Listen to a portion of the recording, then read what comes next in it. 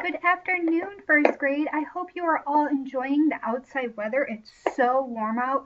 Josh and I and Harley just went outside and had some lunch, and it was beautiful. Not a cloud in the sky. Today, I wanted to do our egg resurrection packet that we got that we were going to do together in class. So, do you remember this little thing that we got? The resurrection eggs? So there's 12 eggs in here. Today we're going to do 2 because we're a little behind and Mrs. Huber went and got them at school yesterday. So along with the eggs, there's a little book and each egg has its own story.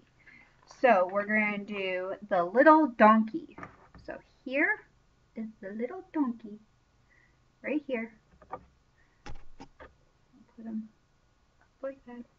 I'm going to read and then show you the pages of the story. Okay. The little donkey. Jesus sent 2 disciples, saying to them, "Go into the village in front of you, and immediately you will find a donkey tied and a colt with her," which is a baby horse. "Untie them and bring them to me. If anyone says anything to you, you shall say, 'The Lord needs them,' and he will send them at once." The disciples went and did as Jesus told them to. They brought the donkey and the colt and put them on their cloaks, and he sat on them. Most of the crowd spread their cloaks on the road, and others went and cut branches from the trees and spread them on the road. So, Sunday is Palm Sunday, so this is what he rode through the village, and the people cut the branches, and the branches are like the palms that we wave. They wave their branches and palms. Now, on this side, it says, "In Jesus' day, most people walked everywhere. Sometimes kings rode on the donkeys or horses when they entered a city. The people would stop what they were doing and watch as the king rode by. On the day that Jesus rode into their city, the people were thrilled to see him. They believed that he was their new king who had come to save them and to fill their lives with joy. The people showed their happiness by spreading tree branches and coats on the road.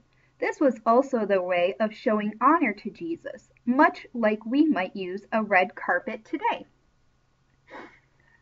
So right here, you can see they have their palm branches, and then they have some down on the ground, and then like it said, they have their cloak on the ground. So they were very thrilled that he was coming, and they wanted something to wave, so they took their branches. That's why on Sunday is Palm Sunday and the start of Holy Week. So here is our little donkey right there to go with that story. Okay. Our next story is, what's the egg hatch? Ooh. Silver coins. There's 1, 2, and 3. And they just have little designs on each side. They look like what kind of coin? A quarter. So if we have 3 quarters, how much do we have? 75 cents. So let's read the silver coin story, which is our light pink egg. Here's our silver coins. "Then one of the 12, whose name was Judas, went to the chief priest and said, 'What will you give me if I deliver him over to you?' And he paid him 30 pieces of silver." So 30 of these he gave them. "And from that meant he sought an opportunity to betray him."